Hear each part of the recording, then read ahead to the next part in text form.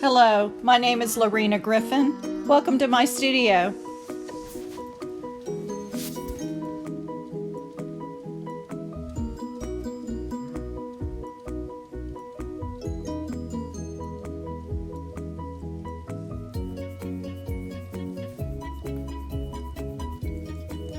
So my daughter and I have a business called the Green Griffin.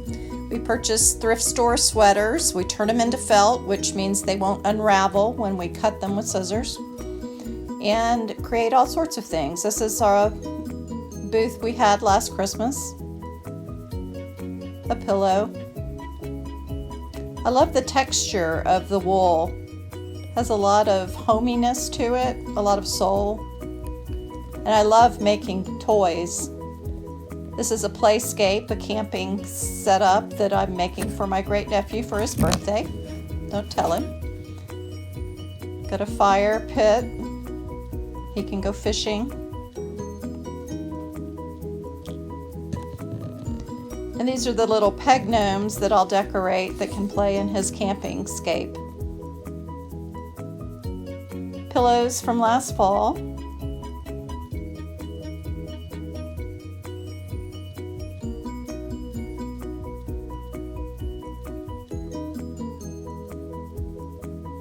These are pot holders. They're one of our popular items. And more toys.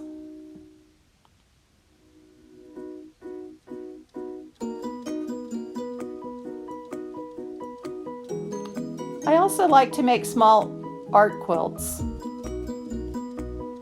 And they're just collages of fabrics. And I guess I'm trying to evoke a mood here.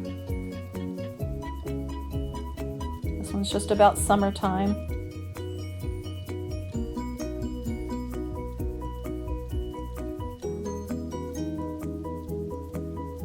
There's one in progress, not very far along yet, but this one is about breakfast in a sunny room.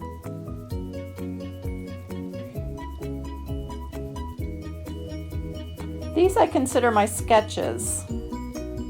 They're just small works. I might finish them off that you can hang on the wall, or I might send them to a friend as a greeting card.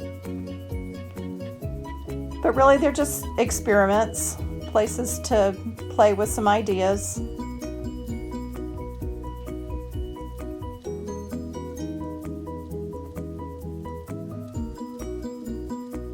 And I may incorporate some of these into a larger piece.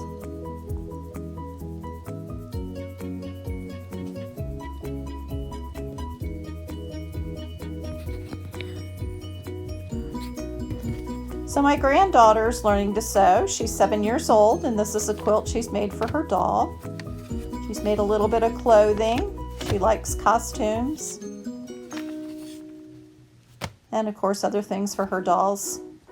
It's really fun to bring that third generation into it. So fabric is not all that I collect.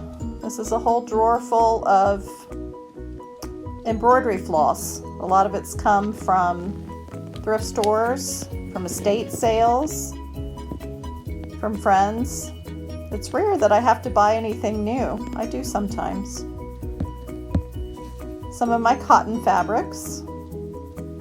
Some of these are from clothing. Some from stores, some from friends.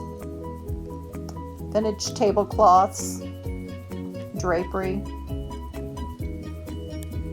I always have several projects going on at one time. I very rarely have sewer's block.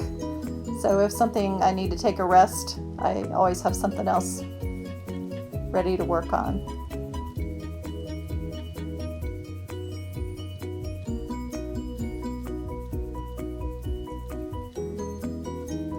I've been playing around with dyeing. This is a walnut dye. These are eco prints on silk. It's the chemicals from the leaves themselves that make the print on the fabric. The dyeing, I do that outside. This is a view from my studio, so it's a beautiful place to work. And I have my little gnomes to keep me company when I sew. So during COVID-19, we've been making masks. My daughter and I have made several hundred. My granddaughter she sewed for 4 hours as part of a community service badge for her scout troop. I belong to the Unitarian Universalist congregation of Gwinnett, and our congregation has made about 1,200 of these masks for area hospitals, for nursing homes, public health centers. And there's a larger group that we feed into, sewing masks for area hospitals, and they have contributed over 40,000 masks so far.